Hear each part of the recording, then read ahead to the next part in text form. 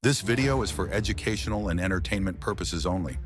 We simply analyze the use of weapons and other props in movies from a historical and cinematic perspective. This content does not in any way promote violence or advocate the misuse of weapons. Viewer discretion is advised. Al Pacino didn't just act with guns, he made them legendary. From the streets of 1940s New York to the cocaine-fueled chaos of 1980s Miami, Pacino has wielded more iconic firearms than any actor in Hollywood history. We're talking about weapons that defined entire genres, scenes that changed cinema forever, and moments that are burned into our collective memory. The restaurant assassination. Say hello to my little friend. The bank robbery shootout. These aren't just movie scenes, they're cultural touchstones. So let's count down the 7 most iconic firearms that Al Pacino transformed into cinema gold. Because when Pacino picks up a gun on screen, you know something unforgettable is about to happen. Starting at number 7, we have the Beretta 92F, the handgun carried by Carlito Brigante in Carlito's Way. At first glance, it feels almost out of place for a story set in 1970s New York. A sleek, modern semi-automatic that contrasts sharply with the old-school world Carlito comes from. But that contrast is exactly what makes the Beretta work on screen, reflecting a character caught between the past he's trying to escape and the future closing in around him. The Beretta 92F is a full-size 9x19mm pistol known for its reliability, large magazine capacity, and smooth double-action operation. With its open slide design and reputation for feeding almost anything, it became a favorite of law enforcement and military forces in the decades that followed. Compared to the snub-nosed revolvers and smaller pistols of the era, the 92F represents a shift toward higher firepower and modern gunfighting. A sign that the world around Carlito has moved on, even if he hasn't. In Carlito's Way, the Beretta symbolizes inevitability. Carlito doesn't carry it because he wants to. He carries it because he knows the streets won't give him another chance.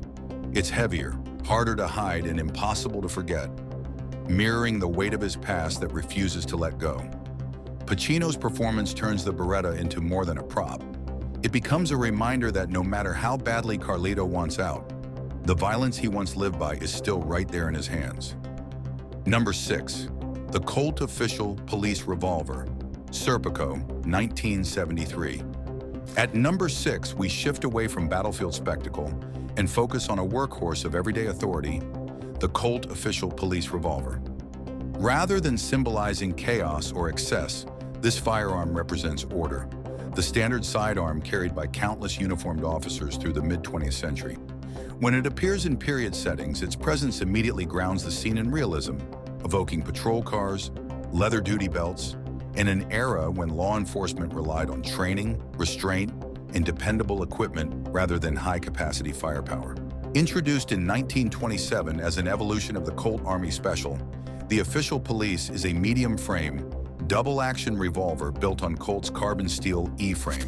It features a 6-round swing-out cylinder, an unshrouded ejector rod, and fixed sights, most commonly paired with 4 or 6-inch barrels in blued or nickel finishes. Chambered primarily in .38 Special, but capable of handling heavier loads and multiple calibers, it earned a reputation for durability, accuracy, and smooth trigger action, even under hard daily use. In historical context, the Colt Official Police embodies the professionalization of policing in the early and mid-20th century. Adopted by departments across the United States and abroad, including tens of thousands supplied to Britain during World War II, it became one of the most widely issued police revolvers ever made. Its inclusion in any narrative isn't about intimidation or excess force, it's about authority, routine, and reliability. Where flashier weapons signal escalation, the Official Police signal structure, a calm, steel reminder of a time when 6 well-placed rounds were considered more than enough.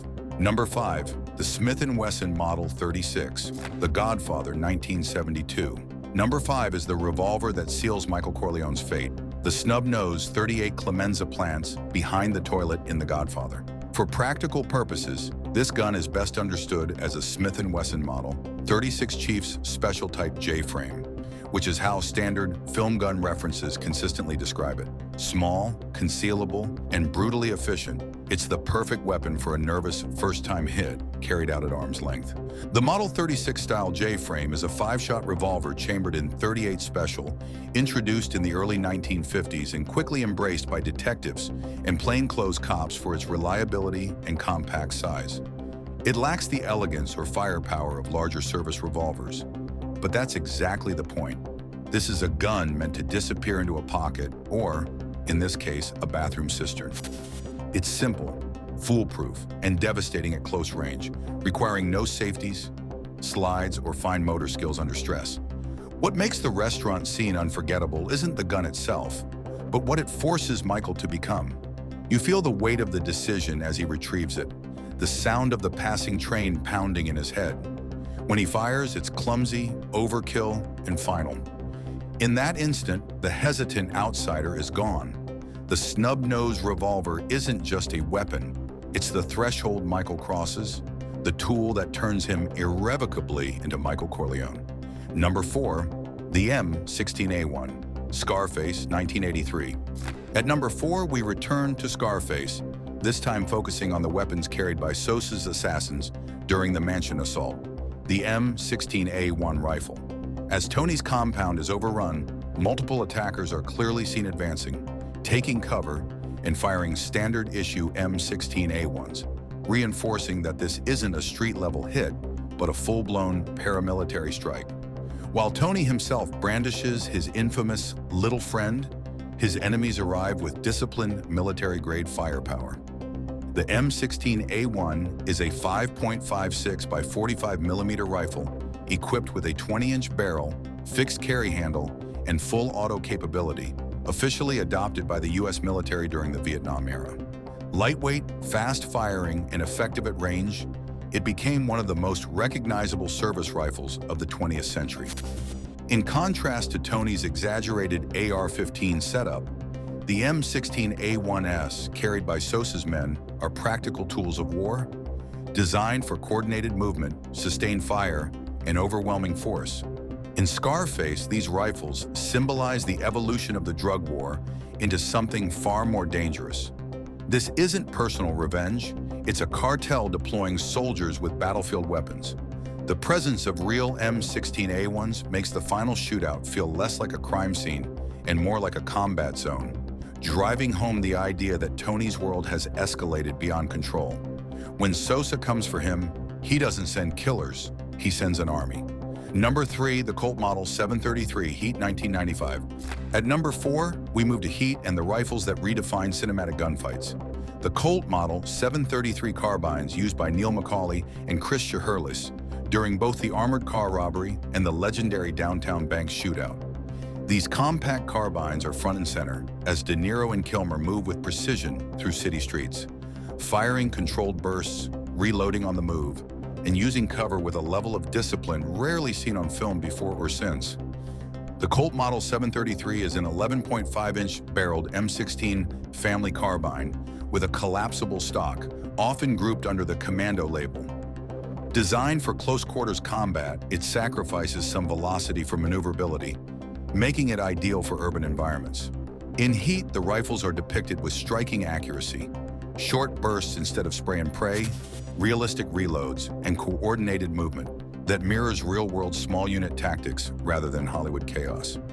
What makes these carbines so important to Heat is what they represent: professionalism.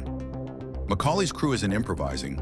They're executing a plan with military-grade weapons and the training to match.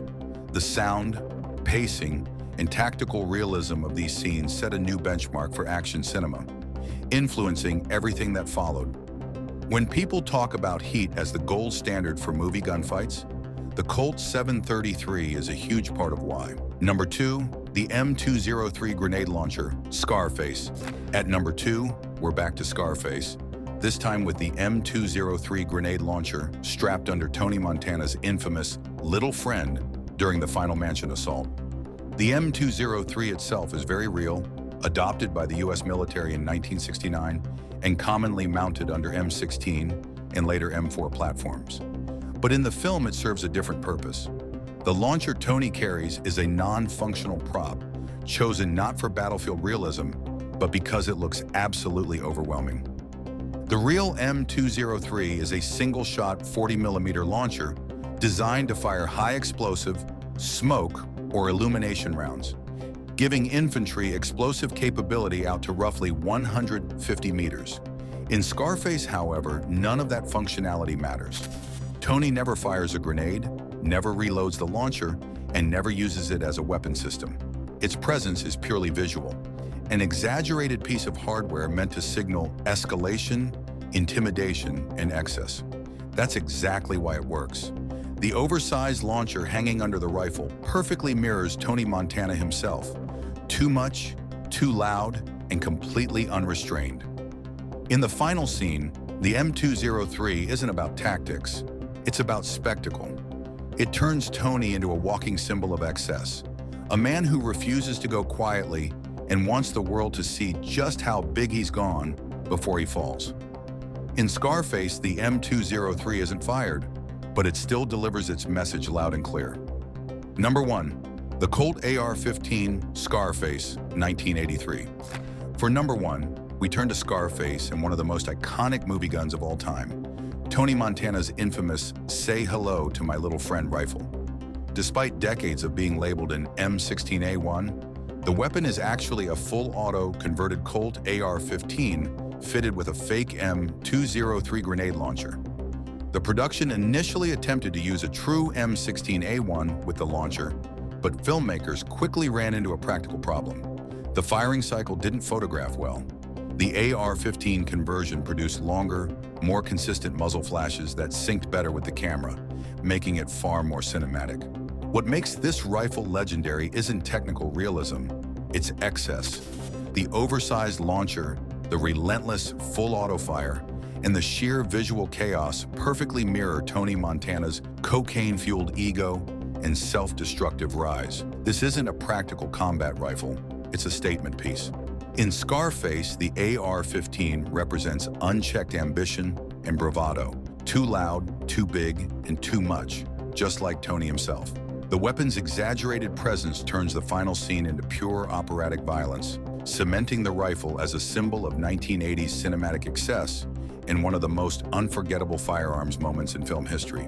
What's fascinating about Al Pacino's relationship with firearms on screen is how it evolved throughout his career. In The Godfather, he's a reluctant killer, hesitant and afraid.